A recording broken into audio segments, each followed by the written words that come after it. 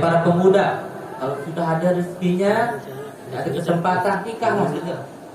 Ya, tapi yang hadir di ruangan ini yang sudah nikah-nikah aja, salah, harusnya yang bajang-bajang di depan. Jadi, supaya tahu, nikah itu enggak susah.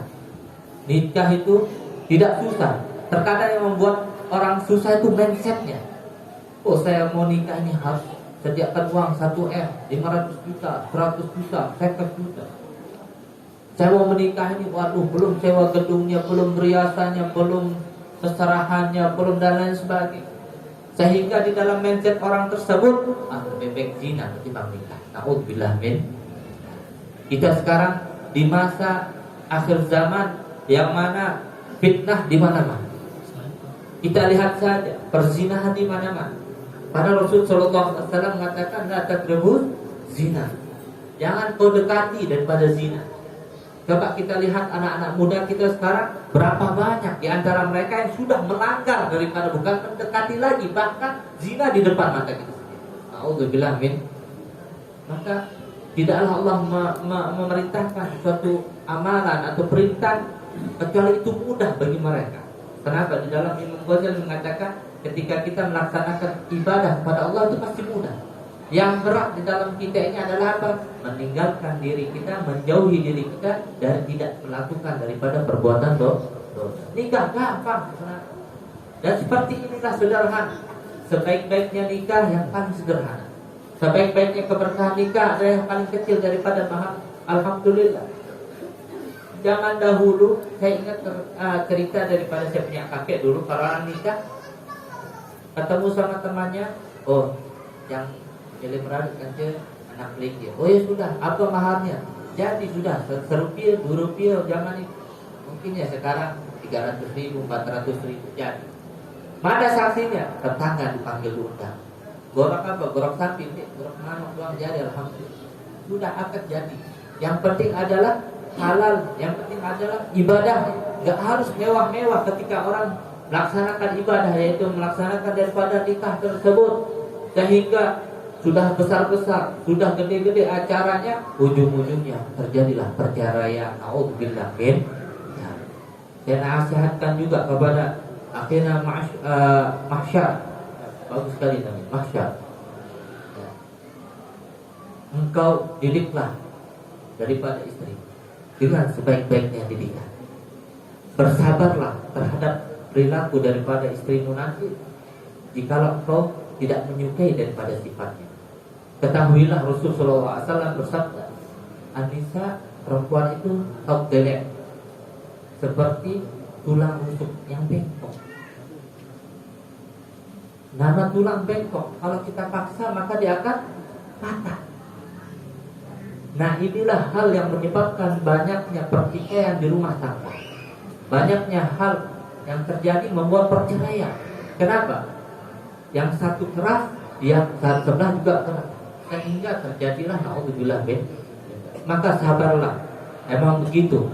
Seorang pria adalah, seorang laki-laki adalah pemimpin daripada gaumnya.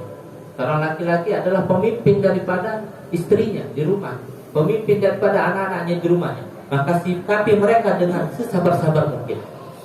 Nasihati mereka dengan selembut-selembut mungkin.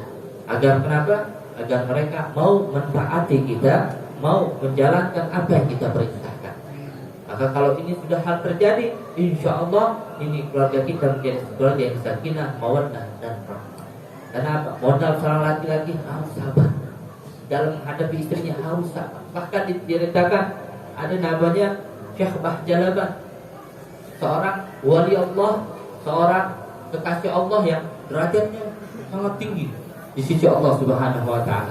Ditanya, wahai wali, wahai syekh, kau memiliki kedudukan yang sangat tinggi di Allah, di sisi Allah Subhanahu wa ta'ala. Derajatmu begitu mulia, sekali kau berdoa langsung dikabulkan sama Allah. Apa amalan yang kau kerjakan? Bagi kepada kami, berikan kepada kami agar kami bisa menjadi orang seperti kau dekat sama Allah Subhanahu wa ta'ala. Maka Syekh Bahjalaban mengatakan, aku bukanlah orang yang tasbihus shalah, wala shadaqah, wala hajj, wala umrah. Saya ini bukan orang yang amalan sholat sunnahnya banyak, amalan zakatnya banyak, sedekahnya banyak, hajinya banyak. Tidak. Apa katanya? saya bisa begini nih karena apa? Saya sabar menghadapi istri saya yang cerewet. Menghadapi istri yang cerewet, sahabatnya luar biasa sampai diangkat oleh Allah menjadi kasih Allah Subhanahu wa taala. Maka itulah sebagai pria, sebagai lelaki yang harus bersabar menghadapi daripada sikap istri. Dan begitu juga saya nasihati pula pada saudara saya di Dina. Di Dina, sekarang engkau sudah menjadi istri daripada seorang suami. Maka ridho Allah, ketahuilah ridhonya Allah Subhanahu wa taala hanya akan engkau dapat kunci tersebut ada pada engkau berlaku taat kepada suami. Dikatakan kalau sudah seorang wanita dalam hadis lakukan salat 5 waktu, melakukan puasa, zakat, kemudian dia mentaati segala perintah suaminya, maka sudah dia bebas, boleh request masuk surga min aisyah insya dari tempat yang dia sukai. Seorang istri kalau mau cepat masuk surga, maka taatlah kepada suami. Karena semua kunci pintu surga ada pada suami. Sehingga Nabi SAW dari saking begitu pentingnya hal ini dikatakan, seandainya boleh seseorang untuk aku perintahkan sujud kepada manusia, pada makhluk, maka aku sudah memerintahkan seorang wanita atau seorang istri untuk sujud kepada suami. Ini menerangkan tentang perkara begitu besarnya tanggung jawab seorang suami kepada istri. Kullukum ra'in wa kullukum mas'ulun an ra'iyatih. Engkau ini ada seorang pemimpin yang mana engkau akan memimpin istrimu, memimpin anakmu, memimpin keluargamu. Kelak dia yaumul kiamah engkau akan dimintai setiap pertanggungjawaban di sisi Allah Subhanahu wa taala atas kepemimpinanmu. Bagaimana cara engkau mendidik istrimu, bagaimana engkau akan mendidik anak-anakmu, mendidik keluargamu nanti kelak dia yaumul kiamah. Maka saking pentingnya ini sehingga Rasulullah SAW seandainya boleh seseorang untuk bersujud kepada makhluk, maka Nabi akan lebih menyuruh seorang wanita untuk bersujud kepada suaminya. Maka dari ini, bagaimana apapun yang terjadi, engkau berusaha untuk sabar dalam di dalam ketaatanmu kepada suami. Maka pintu surgamu ada di sana. Ridho Allah ada pada dirinya. Maka ketika suamimu pulang, sapalah ia dengan senyuman yang begitu manis. Soalnya ini sebab-sebab kenapa banyak perselingkuhan. Karena ketika suaminya pulang, ambu terasi, ambu cobek, ambu selaput. Nanti papa syukur jok makan ya, sangehnya kalah artis. Ya. Sehingga yang menikmatinya bukan suaminya, tetapi orang lain. Hati-hati niki, hati-hati. Dalam hadis Nabi SAW mengatakan barang siapa seorang wanita yang parfumnya, minyak wanginya kecium oleh orang yang bukan mahramnya, kelak dia tidak akan mencium daripada bau surga. Alhamdulillah. Maka kecantikanmu, keindahanmu hanya milik suami. Ketika suami pulang, maka sambutlah dia dengan sebaik-baik mungkin, dengan seindah-indah mungkin, dengan engkau bermake up, dengan begitu melaksanakan apapun yang bisa membuat dirinya tersenang sehingga hilanglah rasa capeknya. Maka ini yang harus diperhatikan oleh seorang istri kepada suaminya. Dan terakhir saya pesan untuk kedua, kalau ada apapun yang terjadi pada rumah tangga kalian dari pihak suami maupun istri, jangan sampai ada tembok sebelah mendengarnya. Paham ini? Karena banyaknya terjadi perceraian karena fuduli, orang yang ikut campur terhadap rumah tangga kita, sehingga itulah yang menjadi api yang membakar daripada rumah tangga orang tersebut. Terjadilah adu domba sehingga pernikahan itu pupus, akhirnya bercerai. Banyak apa tidak ini? Banyak apa tidak? Jangankan tembok, orang tuamu jangan pun tahu tentang hal apa yang terjadi di dalam rumah tangga kalian. Orang tuamu tidak berhak mengetahui apa yang terjadi di dalam rumah tangga kalian. Makanya ini kita ya, yang laki-laki atau perempuan yang sering curhat kalau ada masalahnya. Ya, baru masalah makanan sedikit, arak keasinan, arak kepedesan, arak kepeng sedikit doang, ribut, update status, ya, WA, ya, Facebook, ya, Instagram, ya, balik. Akhirnya buaya pada datang, tapi tinggi, curhat. Akhirnya lama tidak lama, mau tidak mau, iblis membisiki menjadi apa? Menjadi api yang akan menggerogoti rumah tangga tersebut, sehingga terjadinya lah macam-macam fitnah, perselingkuhan dan lain sebagainya. Dari curhat bisa jadi perselingkuhan. Naudzubillah min. Atau orang tua kita dengar akhirnya ribut, wali sini dengan walinya ribut, keluarganya dengan keluarganya ribut, saling salah menyalahkan. Naudzubillah min. Padahal arti makna daripada menikah ini apa? Untuk menyambung suatu hubungan keluarga yang tidak ada sambungan, ketika itu menjadi satu menyatu di dalam tali pernikahan. Maka hati-hati ya, kita juga sebagai orang tua ya, jangan cepat emosi dan jangan langsung percaya kalau ada suatu perkara yang terjadi pada rumah tangga kita. Jangan coba-coba kita untuk terus bergimbrung, berikut campur di dalamnya. Hak yang ikut campur maksudnya yang di sini adalah untuk menghancurkan daripada rumah tangga.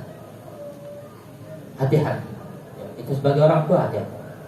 Ini banyak sekali terjadi di antara kita. Dan saya pesankan engkau wahai ukhti Lina, suamimu ini adalah anak daripada ibunya, bukan milik engkau. Suamimu ini adalah anak daripada ibunya. Satu ketika ibunya memerintahkan dia untuk datang ke sana, maka jangan sampai engkau melarang suamimu ini untuk berjumpa dengan ibunya. Dan sekali-sekali jangan kau pernah merasa cemburu atas kelakuan suamimu kepada ibunya, karena dia memiliki kunci surga ada pada telapak kaki ibunya, pada orang tuanya. Sedangkan engkau, surgamu ada pada suami. Ini pesan yang saya berikan. Karena banyak sekali sekarang yang menantu cemburu terhadap mertuanya. Kenapa? Karena suaminya lebih memilih ibunya ketimbang istri. Banyak sekali. Ya, hati-hati jangan. Suamimu itu masih memiliki orang tua, yang mana dia memiliki kunci daripada surganya ada pada orang tua. Maka taatanmu kepada orang tua, taatanmu kepada suamimu ini menjadikan kuncimu untuk mendapatkan surga kepada Allah. Sahabat, kalau umpama di antara kita mungkin ada yang dapat mertuanya cerewet, mertuanya kurang koneksi dengan kita, sabar. Dia itu adalah orang tua kalian, muhrim kalian. Seandainya suamimu cerai atau suamimu meninggal, auzubillah min dzalik, bapak suamimu itu tetap muhrim terhadap diri. Dia adalah orang tua, tetap orang tuamu, muhrimmu, gak batal wudu. Kenapa? Karena begitu kuatnya ikatan pernikahan di antara kalian. Maka hadirin yang dimuliakan oleh Allah Subhanahu wa taala, kita doakan insyaallah mudahan memperaih pengantin di hadapan kita ini semoga diberikan keluarga sakinah, mawaddah warahmah, diberikan keturunan saleh salehah, dimudahkan rezekinya, dilugahkan hajat-hajat dunia dan akhirat.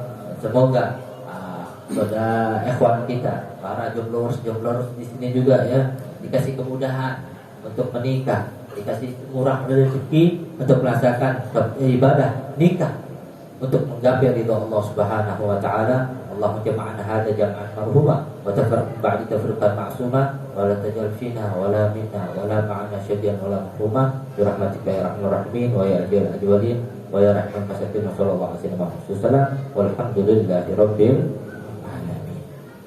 Assalamualaikum warahmatullahi wabarakatuh.